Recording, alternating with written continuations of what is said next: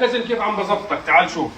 اوه شايف هذا البيض المخشع؟ هذا زاكي. هذا زاكي نعم. يعني طفينا تحته. ليش؟ عشان يستوي على الحم تبعه. شوف لي هاي الحركة.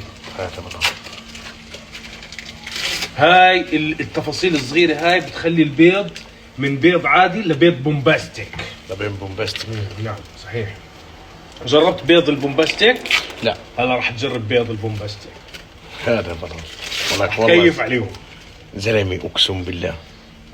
والله يا صاحبي بركن عليك، انا جيت عند صاحبي افطر، مش صحيح. عند خنازير، عند صاحبي. بتحب شوي البيض يكون مش متجمد على الاخر؟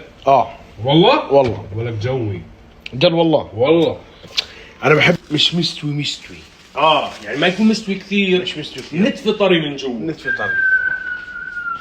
انا